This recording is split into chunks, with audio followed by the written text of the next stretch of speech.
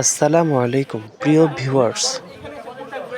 গত ২১শে জুলাই ঢাকার মাইলস্টোন কলেজে বিমান দুর্ঘটনায় নিহত টাঙ্গাইল সখীপুরের হুমায়রার সমাধিতে বিমান বাহিনীর শ্রদ্ধাঞ্জলি।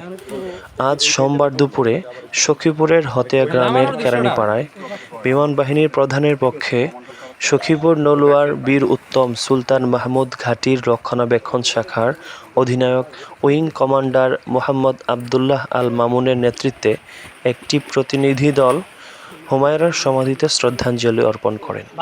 পরে তার কবর জিয়ারত করেন এবং শোকাহত পরিবারের সাথে সাক্ষাৎ করেন।